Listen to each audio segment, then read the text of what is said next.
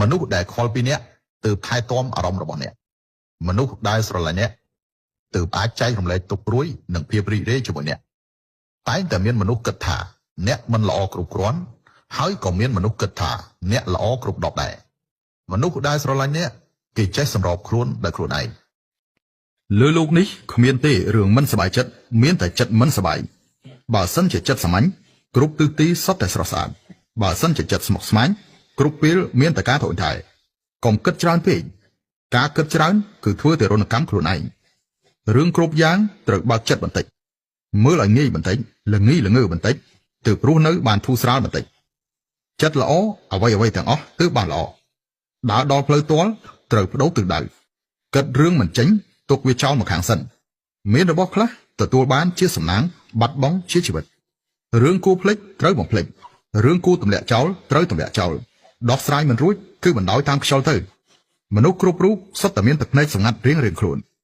អ្នកក្របារម្ភរឿងអត់ទ្រព្យអ្នកមានបារម្ភរឿងបាត់ទ្រព្យធ្វើចិត្តឲ្យរីករាយកុំធ្វើបាបខ្លួនឯងអ្នកត្រូវដឹងថាអ្វីដែលមនុស្សត្រូវការពិតគឺសេចក្តីសុខផ្លូវកាយនិងផ្លូវចិត្តនៅលើពិភពលោកយើងនេះអ្វីដែលអស្ចារ្យបំផុតនោះគឺមិនមែនលុយកាក់មិនមែនអំណាចគឺជាគំនិតមនុស្សម្នាក់ដែលចេះពីរបៀបគិតនឹងធ្វើឲ្យគេសម្រេចបំណងដោយប្រាថ្នានិងមានកម្លាំងដមហិមាសូមស្ដាប់នៅរឿងនិទានទាំង3នេះអ្នកនឹងយល់រឿងនិទានទី1អ្នកទុកម្នាក់ទទួលបានសារពីភរិយាបងជាប់គុកហើយដីស្រែយើងប្រមាណហិកតានោះគ្មានអ្នកណាជួយព្យួរទេឪពុកម្ដាយក្មេកធ្វើមិនបានអូនសុខភាពមិនល្អហើយនៅរវល់មួយកូនទៀតអ្នកទោសនោះផ្ញើសារទៅភរិយាវិញថាដាច់ខាតអូនកុំទៅជួស្រែនៅក្នុងស្រែនោះមានកំភ្លើងកន្លះខែក្រោយមកភរិយាក៏ផ្ញើសារមកថាមានប៉ូលីសមក 3-4 ក្រុមជីកដីស្រែយើងពី3ត្រឡប់ហត់ឡើងចុងដាច់ខ្យល់ហើយនៅតែរកកំភ្លើងនោះមិនឃើញតើបងលាក់កំភ្លើងនោះនៅឯណាអ្នកទោសនោះក៏ឆ្លើយតបសារវិញថាតាមពិតគឺគ្មានកំភ្លើងស្អីនោះទេប៉ូលីសបានជួយត្រឡប់ដីស្រែឲ្យហើយអូនប្រញាប់ដាំដុះទៅអ្វីផ្សេងទៀតបងជួយមិនបានទេតាមពិតមនុស្សនៅទីណាមិនសំខាន់ទេអ្វីដែលសំខាន់នោះគឺអាចដោះស្រាយបញ្ហាបានរឿងនិទានទី2មានតែកង់ឡានម្នាក់បើកបរមិនប្រយ័ត្នក៏ធ្លាក់កង់ខាងមុខចូលទៅក្នុងប្រឡាយទឹកគាត់ក៏ហៅទូរស័ព្ទទៅឡានស្ទូចសួរតម្លៃគេយក$200គ្រាន់តែឮតែកង់ឡាននោះក៏បដិសេធភ្លាមបន្ទាប់មកក៏ទៅរកអ្នករត់កង់3 10នាក់រកបាន10នាក់ហើយតែកង់ឡានឲ្យពួកគាត់ជួយលើកក្បាលឡាននោះឡើងលើកឡើងរួចរាល់តែកង់ឡានក៏អញ្ជើញពួកគាត់ទទួលទានគុយទាវមួយចាននិងកាហ្វេមួយកែវហើយក៏លើកសរសើរនៅសន្តានចិត្តល្អរបស់ពួកគាត់យ៉ាងខ្លាំងពេលពួកគាត់ចាក់ចេញទៅវិញនៅនិយាយអរគុណចំពោះតែកង់ឡាននោះទៀតរឿងនិទានទី3យុវជនម្នាក់មានលុយ$2,000គាត់យក$1,500មកទិញទូរស័ព្ទមួយគ្រឿងឲ្យនារីម្នាក់ទុក$500សម្រាប់អាហារហូបចុកនិងបង់ថ្លៃឈ្នួលផ្ទះហើយក៏ជិះកង់អគ្គិសនីទៅជួបនារីនោះនិយាយថាបងគឺជាមនុស្សល្អប៉ុន្តែពួកយើងមិនស័ក្តិសមគ្នាទេមានបរិសុទ្ធម្នាក់ទៀតមានលុយតែ$2,000ដូចគ្នាដែរតែគាត់យកលុយ$700ជួលឡាន BMW មួយគ្រឿងបន្ទាប់មកទៅផ្សារបោះដុំទិញផ្កាអស់$300បានផ្កាកុលាប99តងហើយប្រាប់នារីនោះថាគាត់ចូលចិត្តកាន់ដៃនាងទៅញ៉ាំអាហារនៅហាងរ៉ូម៉ាន់ទិកចំណាយយ៉ាងច្រើនអស់$100ហើយនៅសល់$900ទៀតគាត់ទៅរកបន្ទប់ស្នាក់នៅបែរទៅសមុទ្រនៃសន្តាគារផ្កាយ5នៅយប់នោះនារីនោះក៏សម្រេចចិត្តជាប់ទំនាក់ទំនងជាមួយគាត់តែម្ដងហើយថែមទាំងនិយាយថាដោយសារសេចក្តីស្រឡាញ់